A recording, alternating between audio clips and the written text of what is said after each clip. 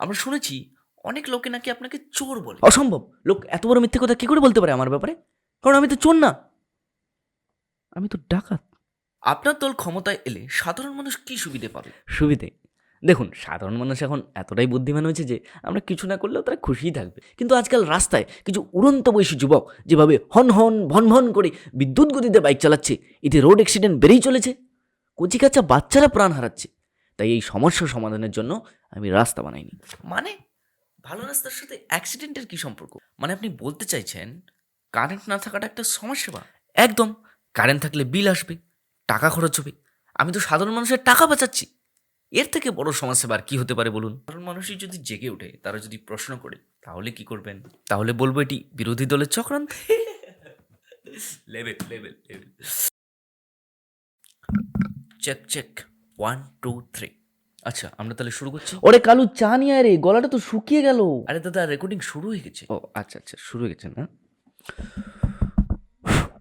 Hello hello, নমস্কার। প্রথমেই জানাই আমার মা বোনেদের আন্তরিক প্রীতি ও আরে শুভেচ্ছা। দাদা, কি করছেন? এটা জনসভা নয় তো, এটা পডকাস্ট। আপনি আমার দিকে তাকিয়ে কথা বলুন। ও আচ্ছা, পডকাস্ট না? আপনার দিকে কেন তাকাবো? আপনি কি আমাকে ভোট দিবেন নাকি? ক্যামেরার দিকে তাকালে পাবলিক আমাকে দেখতে পাবে। নমস্কার, নকল পডকাস্টের আসল এপিসোডে আপনাদেরকে স্বাগত জানাই।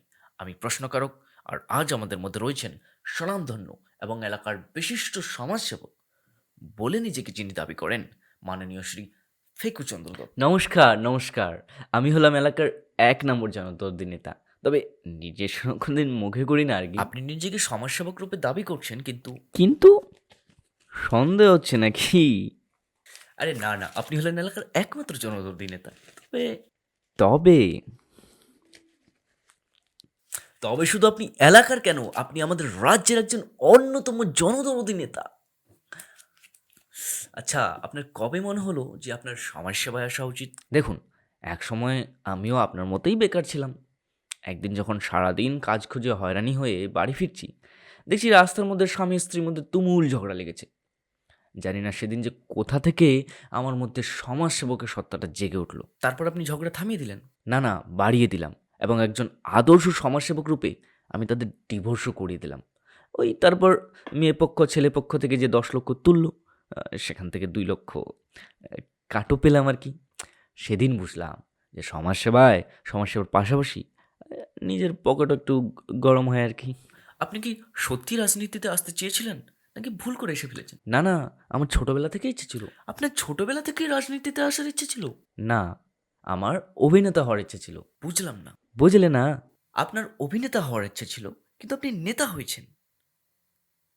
কারণ রাজনীতি হলো অভিনয়ের সবচেয়ে বড় মঞ্চ। একদম। আচ্ছা, এই পডকাস্ট শুরুর আগে আমরা আপনার ব্যাপারে কিছু তথ্য কালেক্ট করেছি এবং কিছু জনগণের প্রশ্নও রেখেছি। আমরা এখন সেই দিকে এগোবো। আমরা শুনেছি অনেক লোকে নাকি আপনাকে চোর বলে। অসম্ভব! লোক এত বড় মিথ্যে কথা কি করে বলতে পারে আমার ব্যাপারে? কারণ আমি তো চোর না, আমি তো ডাকাত। আপনার দল ক্ষমতায় এলে সাধারণ মানুষ কি সুবিধে পাবে? সুবিধে? দেখুন, সাধারণ মানুষ এখন এতটাই বুদ্ধিমান হয়েছে যে আমরা কিছু না করলেও তারা খুশিই থাকবে। মানে কিছু না করেই আপনার নীতি? দেখুন, ভারত স্বাধীন হওয়ার প্রায় 78 বছর হয়ে গেছে, কিন্তু এখনও সাধারণ মানুষ যদি নেতা আর মন্ত্রীদের ভরসায় থাকে, তাহলে তারা প্রকৃতপক্ষে কবে স্বাধীন হবে বলুন তো? আমি তো মানুষকে ইন্ডিপেন্ডেন্ট হতে শেখাচ্ছি। মানে আপনি জনগণের জন্য কিছুই করেন না? না না, আমরা অনেক কিছুই করি, যেমন মিটিং, মিছিল, ব্যানার লাগানো, জনগণের সাথে সেলফি তোলা, এমনকি জনগণের স্বার্থে ভাইরাল রিলস বানানো। বুঝলাম, উন্নয়ন মানেই ইনস্টাগ্রাম রিলস। একদম। এখন একটা ভাইরাল রিলস মানে তো 100 ভোটের বাড়তি। তাই নাকি? তাহলে এখন ইলেকশন ক্যাম্পেইন নেই, এখন রিলস ক্যাম্পেইন। দাদা, সময়ের সাথে চলতে হয় আর কি। আচ্ছা, আপনি মানুষজনের খবরাখবর রাখেন? অবশ্যই রাখি, আমাদের হোয়াটসঅ্যাপ গ্রুপে সব খবর আসে। কে কাকে চা খাওয়ালো, কে কাকে গালি দিল, কার বউ কার সাথে ভাগলো, সব আপডেট। লোকে বলে আপনি নাকি কেবল ভোটের আগে দেখা দেন। ভুল কথা, আমি বছর অন্তত 3বার যাই, দুর্গাপূজা, ঈদে এবং ভোটের আগে। পরবর্তী প্রশ্ন, আপনি নিজের কনস্টিটিউয়েন্সিতে একটিও পাকা রাস্তা বানাননি। যেগুলো বানানো ছিল সেগুলোর মেরামত হয়নি বহুদিন। গাড়ি নিয়ে যাওয়া তো দূরের কথা, পায়ে হেঁটে যাওয়াও যায় না। এর কারণ কি? এটা আপনি খুব গুরুত্বপূর্ণ প্রশ্ন জিজ্ঞেস করেছেন। দেখুন, আপনি তো জানেন আমি একজন জনদরদি নেতা। তো একজন জনদরদি নেতা হিসেবে আমার একান্তই দায়িত্ব যে আমি জনগণের খেয়াল রাখি। কিন্তু আজকাল রাস্তায় কিছু উড়ন্ত বয়সী যুবক যেভাবে হন হন ভন ভন করে বিদ্যুৎ গতিতে বাইক চালাচ্ছে, এতে রোড অ্যাক্সিডেন্ট বেড়েই চলেছে। কচিকাঁচা বাচ্চারা প্রাণ হারাচ্ছে। তাই এই সমস্যা সমাধানের জন্য আমি রাস্তা বানাইনি। মানে ভালো রাস্তার সাথে অ্যাক্সিডেন্টের কি সম্পর্ক? আছে আছে, এত ভালো মন্দ বুঝে গেলে আপনি আমার জায়গায় থাকতেন না। আচ্ছা, আমি রাস্তা বানাইনি, কেউ বাইক নিয়ে বেরোনোর সাহসও পায় না, তাই অ্যাক্সিডেন্টও হয় না। আচ্ছা, আমি যদি পাকা রাস্তা বানাতাম তাহলে রোড অ্যাক্সিডেন্ট হতো কি না? বলুন, হতো কি না? হ্যাঁ, হতো।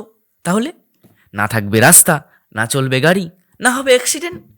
কি, কেমন দিলাম? কিন্তু আপনার বাড়ি থেকে মেইন রোড পর্যন্ত তো পাকা রাস্তা, এমনকি মাসের পর মাস মেরামতো হয়। এ ব্যাপারে কি বলবেন? কারণ আমি তো বাইক চালাই না, আমার তো কার রয়েছে। এলাকায় লোডশেডিংয়ের কারণে মানুষজন অতিষ্ঠ। সামনে পরীক্ষা, ছাত্রছাত্রীরা অন্ধকারে বসে থাকছে। এর কি ব্যাখ্যা দেবেন? এটা তো আমি ইচ্ছে করে করি, এটাকে আমি বলি মোমবাতি বিপ্লব। মোমবাতি বিপ্লব মানে অন্ধকারে পড়ালেখা হয় নাকি? দেখুন, আজকাল যে হারে বাচ্চারা মোবাইলের প্রতি আসক্ত হচ্ছে, এতে চোখের 12টা তো বাজাচ্ছেই, সাথে পড়াশোনার প্রতি মনোযোগটাকেও হারাচ্ছে। তাই আমি লোডশেডিং করে তাদের চোখকে তো ঠিক করছি, তাদের মনোযোগকে বাড়াতেও বৃদ্ধি করছি। এছাড়াও বাকি লোকজন যখন লোডশেডিং হয় তখন তারা পরিবারের সঙ্গে গল্পগুজব করে, পারিবারিক বন্ধন বাড়ে। কিন্তু গরমে তো মানুষ ঘুমাতে পারছে না। আরে দাদা, এসি আর ফ্যান চালিয়ে কয়টা মানুষেরই শরীর ঠিক আছে বলুন তো? সব তো অলস হয়ে যাচ্ছে। ঘামলে শরীর থেকে টক্সিন বেরোয়। আমি তো সাধারণ লোকজনকে ন্যাচারাল স্টিম বাদ দিচ্ছি। ঘামুন আর সুস্থ থাকুন। মানে আপনি বলতে চাইছেন কারেন্ট না থাকাটা একটা সমাজসেবা? একদম। কারেন্ট থাকলে বিল আসবে, টাকা খরচ হবে। আমি তো সাধারণ মানুষের টাকা বাঁচাচ্ছি। এর থেকে বড় সমাজসেবা আর কি হতে পারে বলুন? একজন লিখছেন রাস্তা নাকি নিত্যবাহী নদী, সারা বছর জল জমে থাকে, কবে ঠিক করা হবে? আচ্ছা বলুন তো, জল মানে কি? জল মানে জীবন। আমি তো তাদের জীবন দিচ্ছি, তারা তো শুধু রাস্তা চাইছে। বলুন তো, কে বেশি মানবিক? আপনি সত্যি একজন ফিলোসফার লেভেলের রাজনৈতিক। আচ্ছা, একটা ব্যক্তিগত প্রশ্ন। মনে করুন এই সাধারণ মানুষই যদি জেগে ওঠে, তারা যদি প্রশ্ন করে, তাহলে কি করবেন? তাহলে বলবো এটি বিরোধী দলের চক্রান্ত। Level level level. আপনি কি সত্যি জনগণের সেবক? অবশ্যই সেবক, তবে একটু প্রিমিয়াম সেবক আর কি। আপনি চাইলে আমাদের পরিষেবা কিন্তু নিতে পারেন। আমাদের পরিষেবা রয়েছে চাকরি, জামিন এবং জমি দখল। আচ্ছা, আমরা তাহলে আজকের পডকাস্ট এখানেই শেষ করছি। আপনি নিশ্চয়ই ভোটের প্রচারে বেরোবেন এখন? একদম একদম, তোমার মাইক থেকে শুরু হোক নাকি তাহলে প্রচার? আরে না, এটা তো পডকাস্ট। আসন্ন বিধানসভা ইলেকশন ভোটে জনবিপ্লবী দলকে বিপুল ভোটে জয়লাভ করান, জয়লাভ করান। আসন্ন বিধানসভা ইলেকশন ভোটে জনবিপ্লবী দলকে বিপুল ভোটে জয়লাভ করান, জয়লাভ করান। তাহলে দাদা, ভোটটা অবশ্যই দিবেন তাহলে। দাঁড়ান, আপনি যেহেতু আমার কাছে ভোট চাইতে এসেছেন, আমিও শাহরুখ খানের জওয়ান সিনেমাটি দেখেছি একজন দায়িত্ববান নাগরিক হিসেবে, তাই আমি আপনাকে কিছু প্রশ্ন করতে চাই। আমাকে কর্মসংস্থান দিতে আপনি কি করবেন? আমার ছেলে মেয়ের শিক্ষার জন্য আপনি কি করবেন? আমার পরিবারের খাদ্যের জন্য আপনি কি করবেন? আমি অসুস্থ হলে আমার স্বাস্থ্যের জন্য কি করবেন? আমার এলাকার উন্নয়নের জন্য আপনি কি করবেন? ওরে কালু, উন্নয়নের বোতলটা নিয়ে আয় রে দাদার জন্য। তাহলে দাদা, ভোটটা এবার অবশ্যই দিবেন তাহলে। আর হাত খরচের জন্য মোবাইল চিহ্নে টিপে দিন ভোটটা। আমি এখন চলি, নমস্কার অ্যান্ড টাটা। আচ্ছা, পডকাস্ট তো শেষ, আপনাকে একটা অফ ক্যামেরা কোশ্চেন করি। আপনি কোনোদিন সত্যি কথা বলেছেন? দেখুন, আগে আমি সত্যি কথাই বলতাম, লোকে বিশ্বাস করতো না আর কি। তাই এখন আমি রিয়ালিস্টিক মিথ্যে কথা বলি।